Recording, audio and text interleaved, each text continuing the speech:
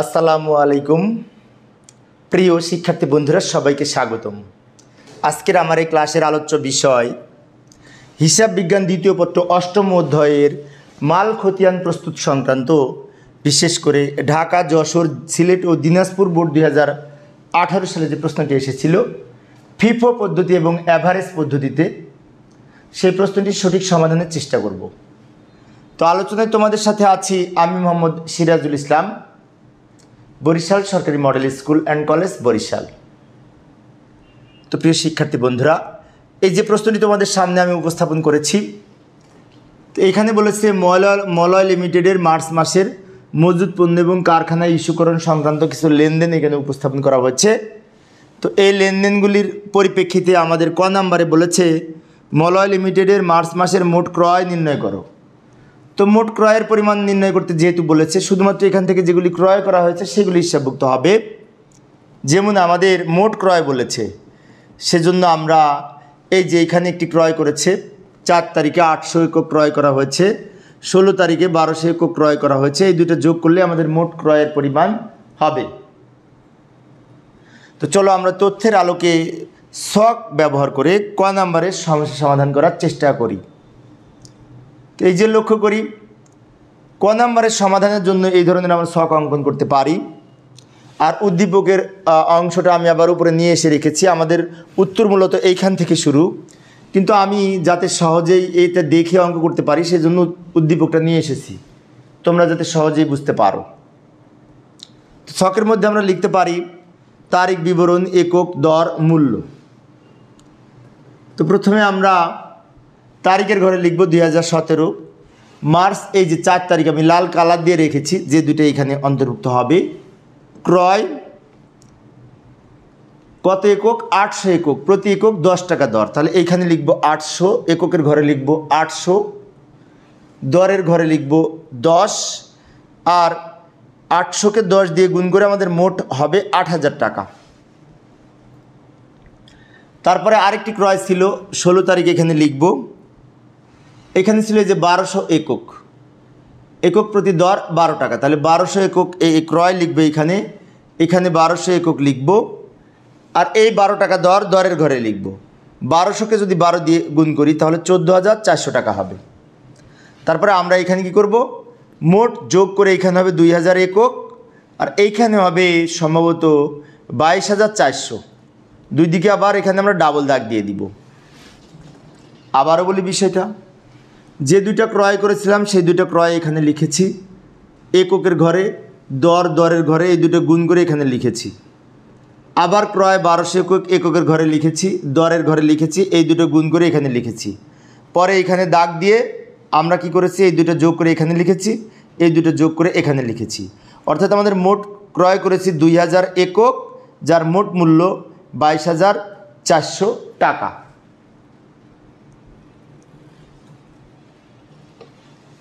তো এবার আমরা আবার সেই উদ্দীপকে ফিরে এলাম। উদ্দীপকে খ নাম্বারে বলেছে ভারযুক্ত গড় পদ্ধতিতে এই মাল খতিয়ান প্রস্তুত করতে বলেছে। তো ভারযুক্ত গড় পদ্ধতিতে পূর্বের ক্লাসেও আমি দেখিয়েছিলাম, তারপরেও আজকে দেখাচ্ছি কিভাবে করতে হয়। তো চলো আমরা এই তথ্যের আলোকে খ নাম্বারের বিশেষ করে মাল খতিয়ান এই অ্যাভারেজ পদ্ধতিতে প্রস্তুত করার চেষ্টা করি। এই যে আমি ছকটা তোমাদের সামনে উপস্থাপন করলাম, তো ছকের উপরে যে মালের বিবরণ, কোড নং, বিল নং, তারপর মাঝখানে মলয় লিমিটেডের মাল খতিয়ান হিসাব, ভারযুক্ত গড় পদ্ধতি, আবার শেষে হবে সর্বোচ্চ মাত্রা, সর্বনিম্ন মাত্রা, পুনরায় ফরমাইশ মাত্রা। মূলত এখান থেকে আমাদের উত্তর লেখা শুরু। আর এই যে উপরে আমি প্রশ্নটা 2 ভাগে ভাগ করে আমাদের টোটাল যে অঙ্কের যে লেনদেনগুলি ছিল সেই লেনদেনগুলিকে 2টা ভাগে ভাগ করে এখানে কিছু অংশ লিখেছি, ওইখানে কিছু অংশ লিখেছি, যাতে এইগুলো দেখে আমরা এর সমাধান করতে পারি। আমাদের উত্তর মূলত এখান থেকে শুরু। উপরের অংশটুকু উদ্দীপক আমাদের খাতায় লেখার প্রয়োজন হবে না সমাধান করার সময়, কিন্তু আমি তোমাদের অঙ্ক যাতে সহজে বোঝাতে পারি, এইটা দেখে লিখতে পারি, সেই জন্য 2 ভাগে ভাগ করে আলাদা আলাদা উপরে লিখে রেখেছি। তো আমরা ছক অঙ্কন করতে তো পারি, যারা পূর্বের ক্লাসটি আমার দেখেছো তারা অবশ্যই ছক অঙ্কন করতে পারো। তারপরেও বলছি, এখানে লিখব তারিখ বিবরণ, ক্রয়, ইস্যু, উদ্বৃত্ত অনেকটা এই চলমান যে ছক খতিয়ানের মতো। সেক্ষেত্রে আমরা যেমন ডেবিট দিকে লিখি কোনো কিছু, বিশেষ করে সম্পদ, যেমন নগদান হিসাব প্রস্তুত করার সময় যদি আমরা নগদ টাকা বৃদ্ধি পাই তাহলে কোথায় লিখতাম? ডেবিট দিকে। আর নগদ টাকা কমে গেলে কোথায় লিখতাম? ক্রেডিট দিকে। আবার উদ্বৃত্ত থাকলে উদ্বৃত্তের ঘরে লিখতাম, তাই না? অনুরূপভাবে আমরা এখানে পণ্য যদি ক্রয় করি তাহলে ক্রয়ের ঘরে লিখব, আর যদি পণ্য ইস্যু করি তাহলে ইস্যুর ঘরে লিখব, আর এই দুইটা ব্যালেন্স করে যেটা থাকে সেটা উদ্বৃত্তের ঘরে লিখব।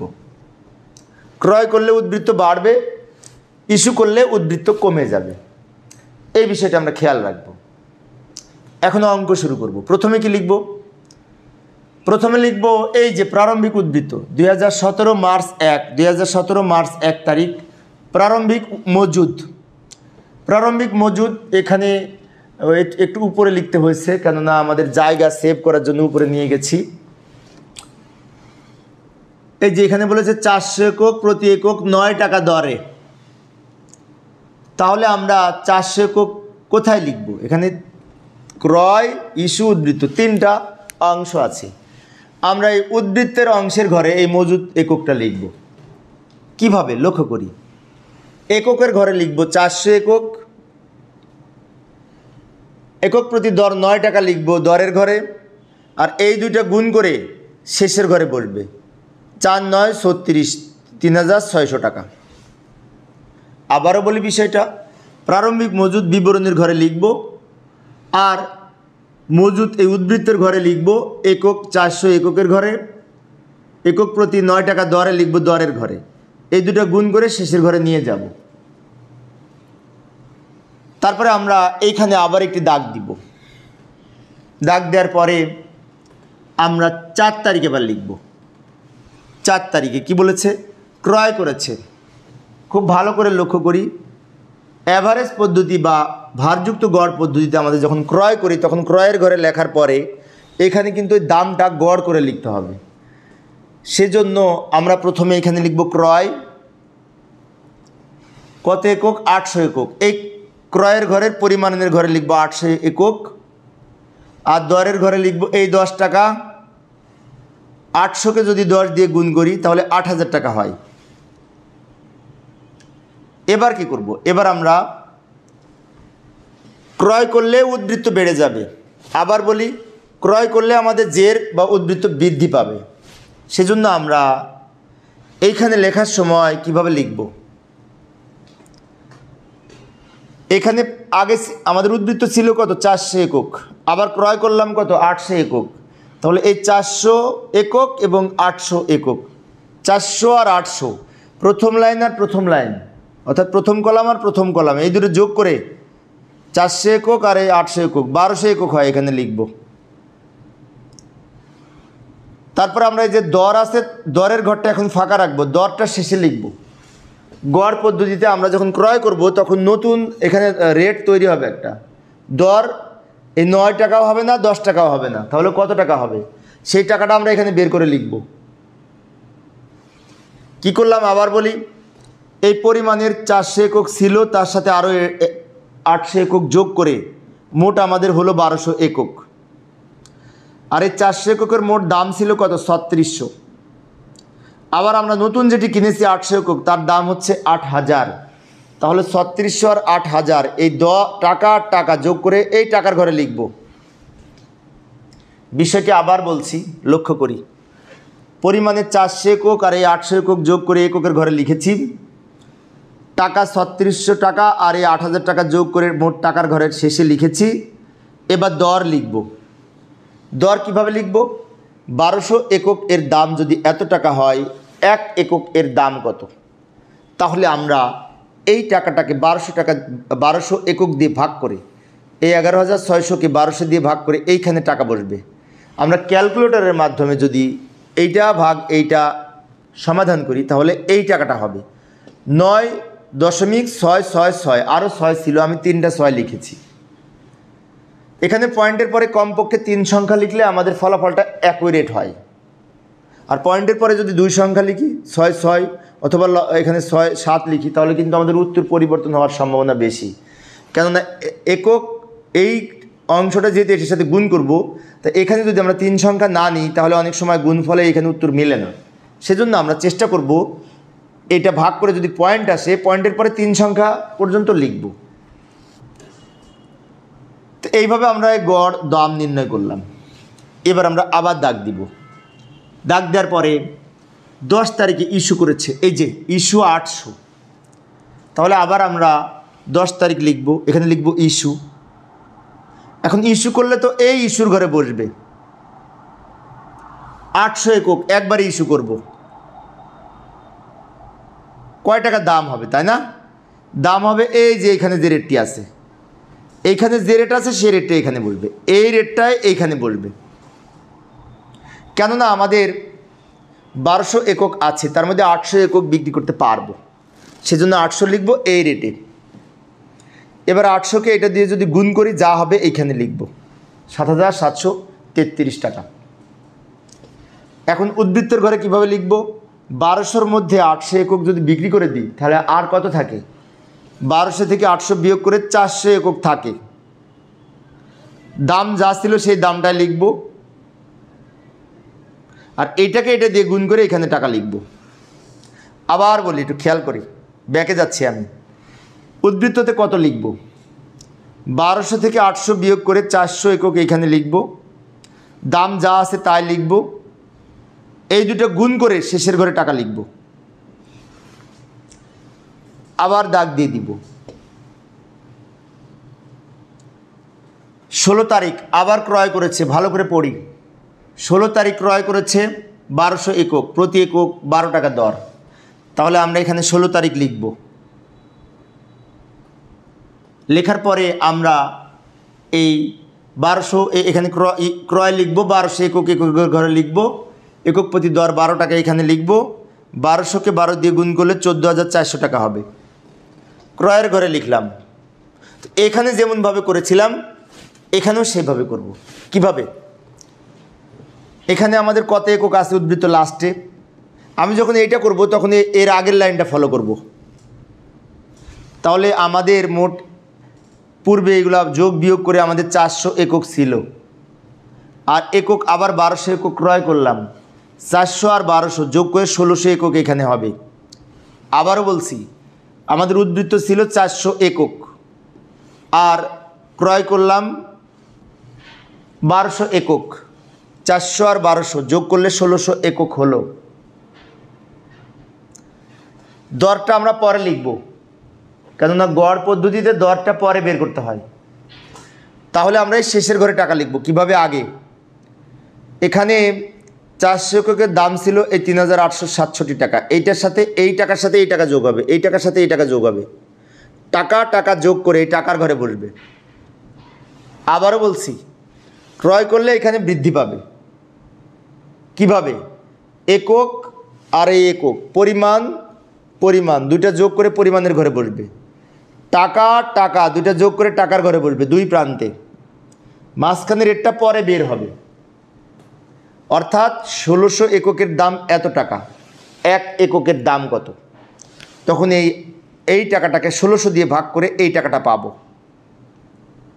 আবারও দেখাচ্ছি আমি, এই টাকাটাকে, এই শেষের টাকাটাকে 1600 দিয়ে ভাগ করে ক্যালকুলেটরের মাধ্যমে এই টাকাটা পাবো। আমরা পয়েন্টের পরে 3 সংখ্যা লেখার চেষ্টা করব। 11.417। এই অ্যাভারেজ পদ্ধতিতে যখন আমরা এখানে রেট লিখব, পয়েন্টের পরে 3 সংখ্যা লিখলে উত্তরটা অনেকটা সঠিক হয়, 2 সংখ্যা লিখলে উত্তরের গড় মিল হবে। সেজন্য আমরা 3 সংখ্যা লেখার চেষ্টা করব পয়েন্টের পরে। আবার আমরা দাগ দিয়ে দিব। তারপরে আমরা 19 তারিখ পড়ব। এই অঙ্কটা অনেক বড়, কিন্তু খেয়াল করি। 19 তারিখে বলছে সরবরাহকারীকে ফেরত। এখানে সরবরাহকারীকে ফেরত বলতে ক্রয় ফেরত বোঝাচ্ছে, ক্রয় ফেরত বোঝাচ্ছে। তো ক্রয় ফেরতের জন্য আমরা এখানে লিখব যে সরবরাহকারীকে ফেরত। তো আমরা যদি পণ্য ক্রয় ফেরত দিই তাহলে তো পণ্য কমে যাবে। এখন তোমরা হয়তো বলতে পারো যে এখানে তো ফেরতের ঘর নাই, কোথায় লিখব? তো ফেরত যদি আমরা দিই, ক্রয় ফেরত যদি দিই তাহলে ইস্যুর ঘরে বসবে, কেননা ফেরত দিলে পণ্য কমে যাবে। আর ফেরত যদি আসে তাহলে সেটি ক্রয়ের ঘরে বসবে, কেননা ফেরত আসলে মজুদ পণ্য বাড়ে। বাড়লেই তো ক্রয়ের ঘরে বসবে। আর আমরা যদি ফেরত দিই, যেমন এই যে এইটা সরবরাহকারীকে ফেরত, মানে কি আমরা ফেরত দিয়েছি, ক্রয় ফেরত। ক্রয় ফেরত হলে এই ইস্যুর ঘরে বসবে, ইস্যুর ঘরে বসবে। কিভাবে? কতটি পণ্য ফেরত দিয়েছি? 200 একক। এই ইস্যুর ঘরে এককের ঘরে লিখব 200 একক। দর লিখব এখানে 12 টাকা। কীভাবে কেন 12 টাকা হলো? এখন তোমাদের মনে হতে পারে যে 12 টাকা কেন হবে? 12 টাকা হবে, আমরা ফেরত দিব কাকে? কিছুদিন আগে যেটি কিনেছি। এখানেও ক্রয় আছে, এখানেও ক্রয় আছে, কিন্তু আমরা যেহেতু তারিখ উল্লেখ না, এখানে যদি বলতো 4 তারিখের ক্রয় কিন্তু পণ্য ফেরত দেওয়া হলো, তাহলে 4 তারিখের 10 টাকা রেট এখানে লিখতাম, কিন্তু তা বলেনি। না বলে কি বলেছে? শুধু বলেছে ফেরত। শুধু যদি ফেরত বলে তাহলে আমরা এই রেটটা লিখব। এই পূর্বের যে শেষের যে ক্রয়টি ছিল, অর্থাৎ এর আগে যে ক্রয়টি ছিল 12 টাকা রেট এখানে লিখব। 200কে 12 দিয়ে গুণ করলে 2400 টাকা হবে। এখন আমাদের 1600 একক ছিল, তার মধ্যে হতে 200 একক চলে গেল, তাহলে থাকে কত? থাকে আমাদের এই 1400 একক। 1600 হতে 200 বিয়োগ করলে 1400 থাকে। আর রেট যা ছিল, আবার আমরা এই টাকা থেকে এই টাকা বিয়োগ করে এখানে লিখব, এই টাকা থেকে এই টাকা বিয়োগ করে এখানে লিখব, আর এইটাকে এইটা দিয়ে ভাগ করে মাঝখানে লিখব। কত হবে? 11.334। আমি আবার একটু ব্যাকে যাচ্ছি, শিক্ষার্থীদের বুঝতে মানে একটু প্রবলেম হয়েছে। লক্ষ্য করি, ফেরত দিয়েছি, ফেরতের ঘরে লিখেছি, ইস্যুর ঘরে, ঝামেলা শেষ। কিন্তু এখন উদ্বৃত্ত কীভাবে লিখব? 1600 থেকে 200 বিয়োগ করে 1400 লিখব। একক থেকে একক বিয়োগ করে এককের ঘরে লিখব। এই টাকা থেকে এই টাকা বিয়োগ করে, এই 18,000 সামথিং থেকে এই 2400 বিয়োগ করে এইখানে টাকা লিখব। রেটটা পরে লিখব কিভাবে? এই ক্যালকুলেটরের মাধ্যমে এই টাকাকে একক দিয়ে ভাগ করে এইখানে লিখব, এই টাকাকে একক দিয়ে ভাগ করে এইখানে লিখব।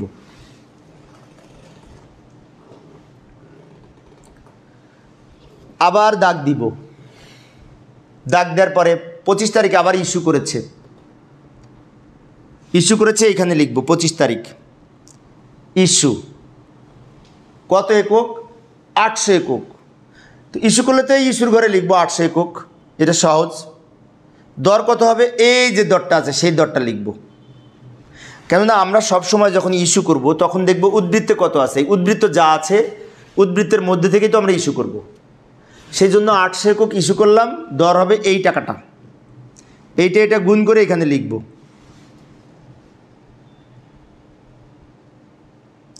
এবার আমরা এখানে উদ্বৃত্ত কিভাবে লিখব? 1400 ছিল, 800 ইস্যু করেছি, তাহলে 1400 থেকে 800 বিয়োগ করে কত হয়? 600 হয়, এখানে লিখব। আবারও বলি, পরিমাণের ঘরে 1400, পরিমাণ থেকে পরিমাণ বিয়োগ হবে, খেয়াল রাখতে হবে কিন্তু, পরিমাণ থেকে পরিমাণ বিয়োগ হবে। তাহলে 1400-র ভিতরে আমি 800 ইস্যু করেছি, বাকি থাকে 600। রেট যা আছে তাই লিখব, এটা গুণ করে শেষের ঘরে টাকা লিখব। আবার বলি, খেয়াল করি, 1400 থেকে 800 বিয়োগ করে 600, রেট যা আছে তাই লিখেছি, এটা গুণ করে এখানে লিখেছি, এটা গুণ করে এখানে টাকা লিখব। দাগ দিয়ে দিব। এবার 28 তারিখ পড়ি। কারখানা থেকে ফেরত। থেকে ফেরত মানে কি? ফেরত পেয়েছি, তাহলে এটি কিন্তু পণ্য এসেছে। এই অঙ্কে কিন্তু অনেক তথ্য আছে, ঘাটতি আছে, ফেরত আছে, ক্রয় ফেরত আছে, বিক্রয় ফেরতের মতো, এই যে কারখানা থেকে ফেরত যেটা বিক্রয় ফেরতের মতো সব আছে এই অঙ্কে। তা এই অঙ্কটা তোমাদের শেখার জন্য অত্যন্ত গুরুত্বপূর্ণ। কারখানা থেকে ফেরত বলতে বোঝায় ফেরত এসেছে, ফেরত এসেছে।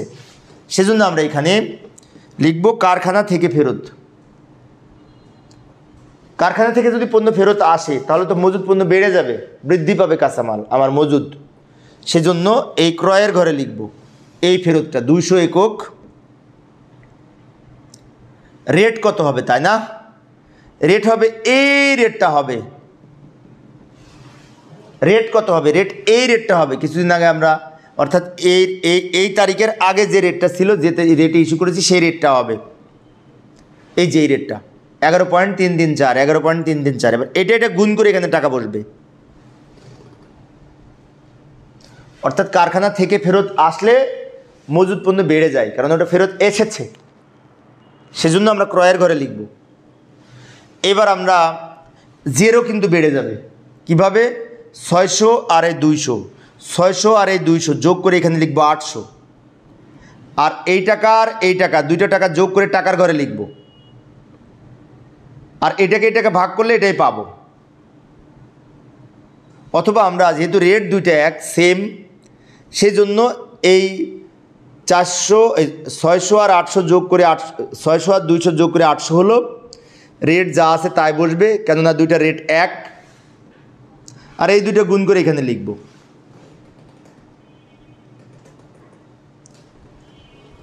এবার সবার শেষে ঘাটতি, বিশাল অঙ্কটা অনেক বড়, তাই না? কিছু করার নাই, যেহেতু আছে এখানে আমরা সমাধান করা শিখি। ঘাটতি 200 একক, ঘাটতি হলেও কিন্তু পণ্য কমে যায়, তো ঘাটতির ফলে পণ্য যেহেতু কমে গেছে, তাহলে আমরা ইস্যুর ঘরে লিখব, সেজন্য এখানে লিখব এই ঘাটতি 200 একক ইস্যুর ঘরে লিখব, এই ইস্যুর ঘরে এখানে লিখব ঘাটতি এই 200 একক ইস্যুর ঘরে লিখব। রেট যা ছিল তাই লিখব, এখানে রেট যা আছে তাই লিখব, এই উদ্বৃত্তের ঘরে যা আছে তাই লিখব, এটা গুণ করে এখানে লিখব। তারপরে জেরের ঘরে কি হবে, ঘাটতি হলে তো কমে যাবে, এই 800 থেকে 200 বিয়োগ করে 600, রেট যা আছে তাই লিখব, এটা গুণ করে এখানে লিখব। এইভাবে আমরা অ্যাভারেজ পদ্ধতিতে এই মাল খতিয়ান প্রস্তুত করতে পারি, ভারযুক্ত গড় পদ্ধতিতে, যাকে বলা হয় ওয়েটেড অ্যাভারেজ মেথড। আশা করি তোমরা এখন পারবে। তো প্রিয় শিক্ষার্থী বন্ধুরা, আজকের ক্লাসটি বেশ লম্বা হয়ে গেছে, সময় চলে গেছে, অনেক বড় অঙ্ক। তো আমাদের এই গ নাম্বারে ছিল ফিফো পদ্ধতিতে মাল খতিয়ান প্রস্তুত করো। তো এই বোর্ডের ফিফো পদ্ধতির অঙ্কটা আমি আরেকটা ক্লাসে দেখানোর চেষ্টা করব, কেননা এই ক্লাসটি অনেক লম্বা হয়ে গেছে সেই জন্য। তো পরিশেষে সবাই ভালো থাকবে এবং সুস্থ থাকবে এই কামনায়, খোদা হাফেজ।